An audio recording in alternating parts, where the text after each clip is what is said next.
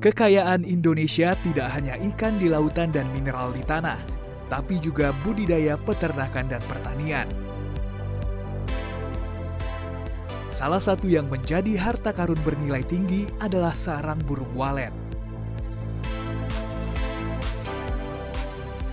Dengan beragam manfaat dan harganya yang tak murah, tak mengherankan bila sarang burung walet dikenal sebagai emas putih di dunia kuliner. Besarnya permintaan sarang burung walet di dunia membuat komoditas yang satu ini memiliki potensi ekspor yang amat besar. Salah satu kebutuhan dunia itu adalah nutrisi yang kuat, dan sarang burung walet adalah pilihan-pilihan yang menjadi kekhasan kita. Indonesia merupakan negara pengekspor sarang burung walet terbesar di dunia. Berdasarkan data Kementerian Pertanian, pada 2020, Indonesia memasok 70% kebutuhan sarang burung walet dunia, disusul Singapura, Tiongkok, Hong Kong, dan Malaysia. Intinya sekarang ini kita tidak mengizinkan ekspor raw material. Jadi sarang burung walet kotor tidak boleh. Ke seluruh negara kita tutup. Nah, ini agar ada nilai tambah lah bagi Indonesia, terutama terkait dengan pembersihan. Ini kan perlu banyak karyawan. Keuntungan besar dari ekspor sarang burung walet ke Tiongkok dimulai pada 2015.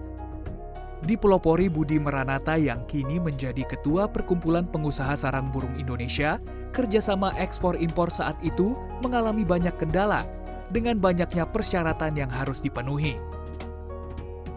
Sering dulu waktu zaman yang kita daftar itu, surat-surat yang dikirim ke sana sudah diterima, tapi nggak ada jawaban. Saya cuma ngasih satu contoh dulu.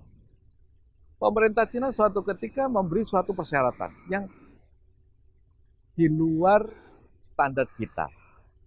Di surat kesehatannya, Certificate of Health ya, Health Certificate ya, harus ada bahasa Mandarin. Kita bingung semua, soalnya di Indonesia itu adanya bahasa Inggris, bahasa Indonesia, dua. Internasional sudah itu. Cina mengharuskan itu. Kita bilang, itu kita tulis surat, ya itu karantina, tulis surat. Kalau itu susah, soalnya di Indonesia nggak ada. Diam aja dia. Itu diamnya bukan 3 bulan, 6 bulan mungkin. Sekarang itu sudah jauh lebih sederhana daripada di awal-awal kita. Aturannya sudah semua jelas bisa dibaca. Tidak ada yang disembunyikan atau tidak ada yang orang tidak tahu. Tidak hanya pengusaha yang berbenah, Badan Karantina Pertanian pun diberi mandat untuk mengawasi dan memastikan kelayakan SBW yang akan diekspor ke Tiongkok. Sejumlah kebijakan teknis pun disusun guna memenuhi persyaratan negeri tirai bambu itu. Sangat berat tantangannya, karena pertama aturan Indonesia apa? Kita segera nyusun, tadi saya sampaikan. Kemudian yang kedua, pemanasan. Nah, pemanasan itu harus 70 derajat Celcius. Nah, ini kita nggak punya. Akhirnya teknik metode kita, Balai Teknik Metode kita, mencari inovasi bagaimana memenuhi pemanasan, memenuhi yang diminta Tiongkok. Akhirnya mengundang ahli dari teknologi pangan, mengundang ahli dari kedokteran hewan, bagaimana menciptakan alat pemanas itu. Demikian juga terkait dengan pemeriksaan nitrit, pemeriksaan mikroba. Tentunya teman-teman laboratorium kami mengembangkan juga menemukan lah bagaimana supaya pemeriksaan ini cepat.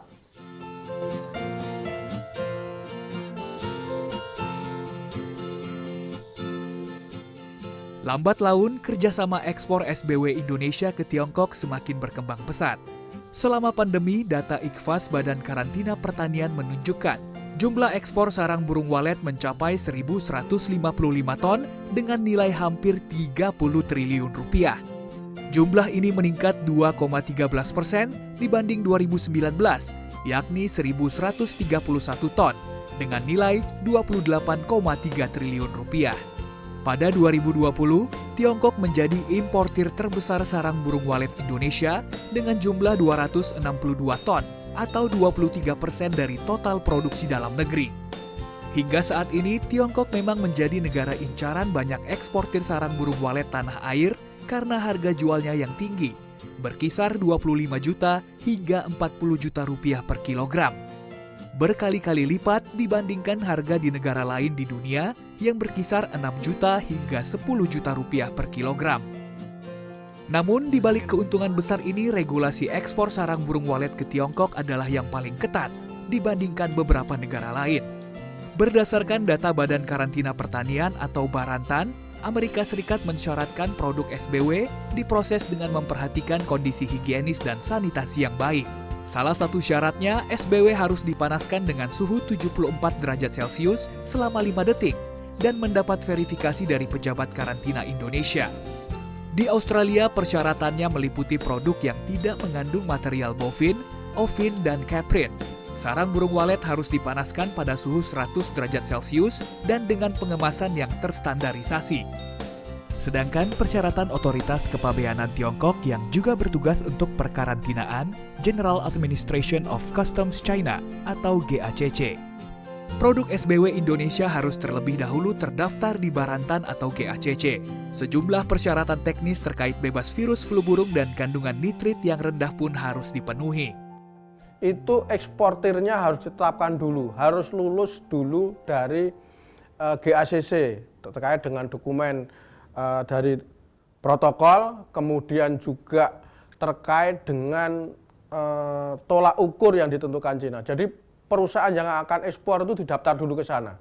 Indonesia melakukan verifikasi terkait dengan ketelusuran tadi, kemudian yang kedua terkait dengan tolak ukur yang dipenuhi, kemudian ada kuesioner yang harus diisi, dikirimkan ke Tiongkok. Tiongkok lulus apa tidak? Kalau tidak lulus dikembalikan sudah memperbaiki. Ini Tiongkok. Tapi kalau negara lain tidak perlu itu. Hanya terkait dengan barangnya sehat, cemaran bakterinya bisa diminimalkan, itu diterima. Kalau Tiongkok perusahaan dulu diterdaftar. Jadi itu bedanya. Untuk mengakomodasi dan memastikan mutu sarang burung walet Indonesia di masa pandemi, Badan Karantina Pertanian pun ditunjuk GACC sebagai fasilitator atau perpanjangan tangan untuk memverifikasi kelayakan dan standarisasi protokol bagi perusahaan eksportir sarang burung walet di Indonesia. Cina kan minta dikirim videonya terkait dengan rumah processing. Jadi kita harus mengirim videonya ke sana. Karena GACC sementara ini COVID tidak melakukan audit di Indonesia. Jadi dengan melihat dokumennya, dengan melihat video processing, dia akan menilai di situ. Kalau dirasa kurang, dia akan melakukan Zoom dengan perusahaan itu, dengan kami tentunya, akan melihat langsung dari negaranya. Nah ini kan yang sangat sulit ini, tidak mudah karena yang menentukan finalnya adalah GACC Tiongkok. Ya, kalau kami begitu sudah memenuhi itu kami kirim, tapi kan Tiongkok bisa menolak dengan catatan-catatan. Nah, seperti yang 12 perusahaan itu sudah kita berusaha kita penuhi lengkapi, diaudit di Indonesia, minta tambahan lagi kita kirim, ternyata 12 perusahaan suruh mengulangi lagi. Nah ini kan tidak mudah ke Tiongkok ini. Asosiasi Pengusaha Sarang Burung Walet juga berharap agar pelaku usaha walet bisa mengikuti tiap protokol yang disyaratkan GACC Tiongkok dan tidak takut untuk meningkatkan kemampuannya. Karena Indonesia terus dibayang-bayangi eksportir negara lain di peta walet global. Kalau memang ada keinginan masuk ke China, ya harus standar itu dipakai. Dan bukan cuma Indonesia, Malaysia juga ada puluhan yang sudah ekspor ke China. Thailand, Vietnam. Ini kan kita bukan hidup di planet terpisah, kan menjadi satu. Ya sudah bumi ini ya sudah itu aja kira-kira ya.